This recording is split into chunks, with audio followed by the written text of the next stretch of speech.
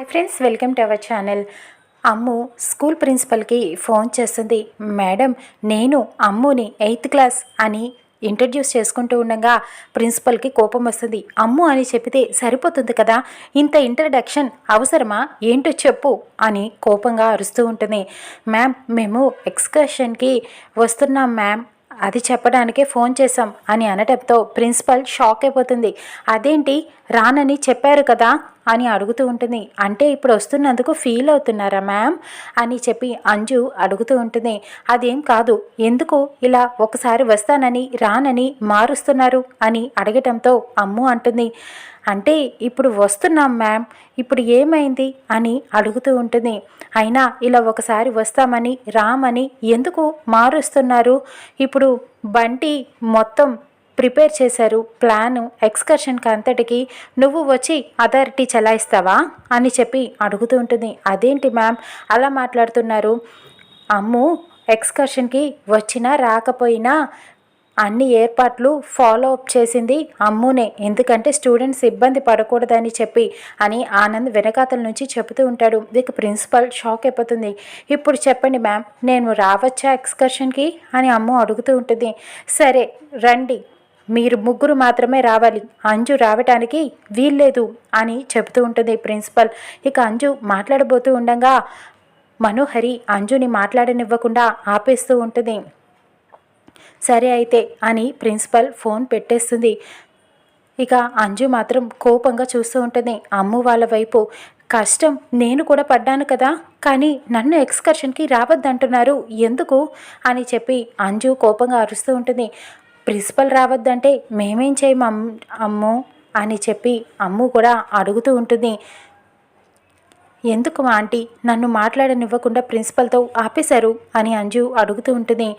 అప్పుడు అమ్ము చెప్తుంది, అంజు ఇప్పుడు నువ్వు కూడా వస్తాను ఎక్స్కర్షన్కి కంపల్సరీగా అంటే ప్రిన్సిపల్ మేడం మమ్మల్ని కూడా రావద్దు అని ఆపేస్తారు, అది అవసరమా అని అడుగుతూ ఉంటుంది. ఇక మనోహరి కూడా అవును అమ్ము చెప్పింది నిజమే, మీరు ఇంత కష్టపడి మీ డాడ్తో తిట్లు తిని హంగర్ స్ట్రైక్ చేసింది దేనికి అంజు? దీనికోసమే కదా ఎక్స్కర్షన్కి నువ్వు మాట్లాడితే ఆవిడ ఇంకా ఫైర్ అయిపోతుంది, అప్పుడు వీళ్ళని కూడా వద్దంటుంది, కరెక్టే కదా అని చెప్పడంతో అయితే మరి నేను పడిన కష్టం ఇప్పుడు ఎక్స్కర్షన్కి వెళ్ళటం మానేయాలా అని అడుగుతూ ఉంటుంది. సరే అయితే ఎక్స్కర్షన్కి నువ్వు వెళ్ళాలి అంతే కదా, ఎవరికి తెలియకుండా నిన్ను నేను పంపిస్తాను ఎక్స్కర్షన్కి, ఓకేనా అని చెప్పడంతో అమ్ము ఆనంద్ ఆకాష్ ఆలోచిస్తూ ఉంటారు. అంజు అడుగుతూ ఉంటుంది, అమ్ము ఓకే చెప్పు, ఆంటీ హెల్ప్ చేస్తాను అంటున్నారు కదా, నేను వస్తాను అని చెప్పడంతో ఇక అమ్ము సరే అని ఒప్పుకుంటుంది. ఇంకా అంజు ఆనందంతో డ్యాన్స్ చేసేస్తూ ఉంటుంది. ఎలాగైనా సరే మనం ఈ ప్లాన్ని కరెక్ట్గా ఎగ్జిక్యూట్ చేయాలి, అంజుని కూడా పంపించాలి ఎక్స్కర్షన్కి అని చెప్పి మను ఆలోచిస్తూ ఉంటుంది. అరవింద్కి తన మనిషి వచ్చి చెప్తూ ఉంటాడు, అన్న గుడ్ న్యూస్ అన్న, రేపు అమరేంద్ర వాళ్ళ పిల్లల్ని ఎక్స్కర్షన్కి పంపిస్తున్నాడట అని చెప్పడంతో అరవింద్ చాలా సంతోషపడిపోతూ ఉంటాడు. అది అలాగే జరగాలి, అమరేంద్ర మన ట్రాప్లో పడినట్టే, ఇక వాళ్ళు ఎక్స్కర్షన్కి వెళ్తున్నారు కాబట్టి మనం ఎలాగైనా సరే ఒక 50 కిలోమీటర్లు వాళ్ళు హైవే మీద నుంచి వెళ్తారు, తర్వాత 20 కిలోమీటర్ల తర్వాత ఫారెస్ట్కి వెళ్తారు, ఆ ఫారెస్ట్లో ఎలాగైనా సరే వాళ్ళని అటాక్ చేయాలి అని చెప్తూ ఉంటాడు. మరి ఆ ఫారెస్ట్లో మన వాళ్ళని ఆ అమరేంద్ర కనిపెట్టడానికి ఎలాగైనా సరే వాళ్ళ సైన్యాన్ని పెడతాడని అనుకుంటున్నానన్నా అని తను చెప్పడంతో అవును ఖచ్చితంగా మనం ఈ స్టెప్పే ఇలాగే ఆలోచిస్తామని అమరేంద్ర పసిగట్టేస్తాడు. కాబట్టి ఫాలో అవుదాము అంటే ఫాలో అవటం చాలా కష్టం, పట్టేసుకుంటాడు ఆ అమరేంద్ర. మరి ఏం చేయాలి అని ఆలోచిస్తూ ఉంటాడు.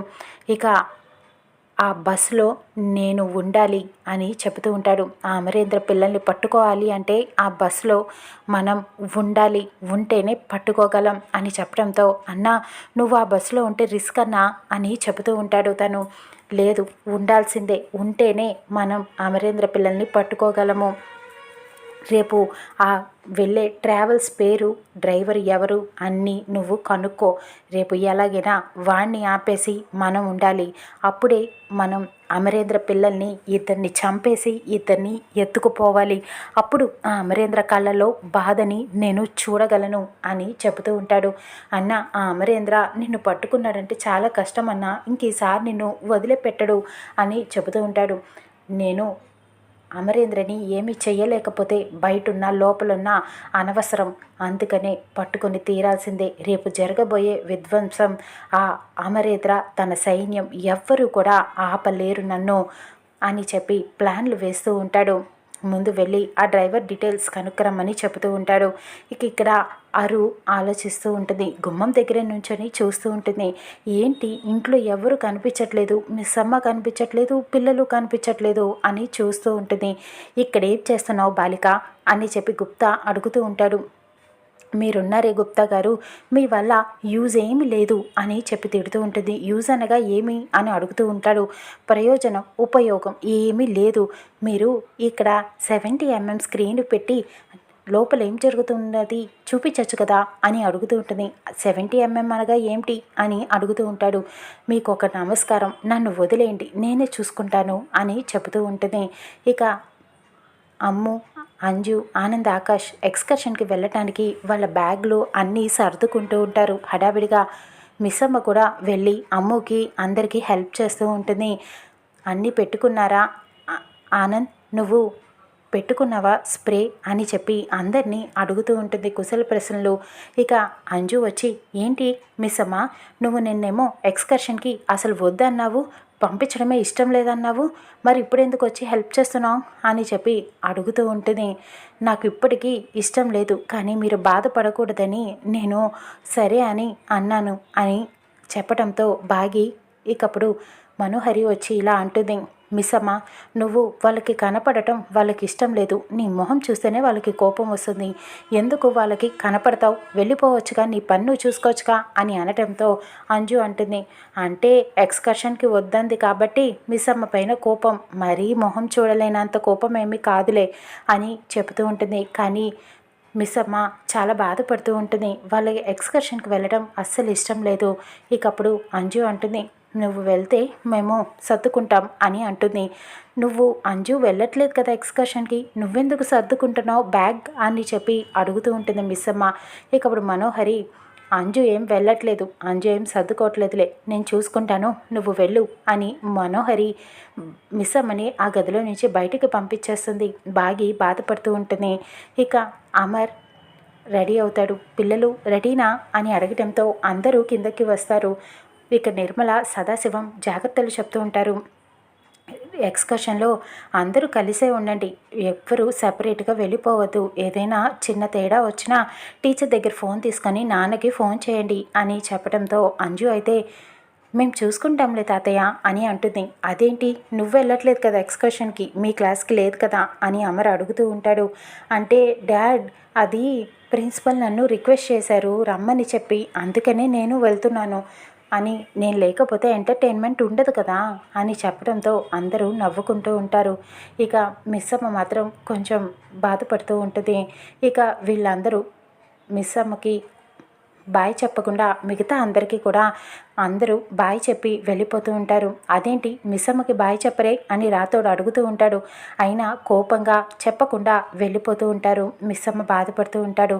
ఇక అమర్కి అర్థమవుతుంది, మిస్ అమ్మ నేను వెళ్ళొస్తాను అని చెప్పి వెళ్తాడు. ఇక పిల్లలు ఎక్స్కర్షన్కి అమర్ తీసుకువెళ్తాడు. కార్లో డ్రాప్ చేయడానికి స్కూల్ దగ్గర మిస్ అమ్మ ఆలోచిస్తూ ఉంటుంది. ఏంటో కరెక్ట్గా అనిపించట్లేదు, వాళ్ళు సేఫ్గా ఇంటికి వస్తే అదే చాలు నాకు అని ఆలోచిస్తూ ఉంటుంది. నిర్మల వచ్చి, ఏమైంది మిస్ అమ్మ అలా ఉన్నావు అని అడుగుతూ సదాశివం వచ్చి, పాపం తను బాధపడుతోంది, పిల్లల గురించి కంగారు పడుతుంది అని చెప్పడంతో, ఏమీ కాదులే మిస్ అమ్మ, నువ్వు నిన్నటి నుంచి టిఫిన్ తినలేదు, రా తిందు కానీ అని నిర్మల అడుగుతూ ఉంటుంది. లేదు అత్తయ్య, వాళ్ళు సేఫ్గా ఇంటికి వచ్చేదాకా నేనేమి తినను, ఉపవాసం ఉంటానని అనుకున్నాను అని చెప్పి బాధపడుతూ వెళ్ళిపోతుంది.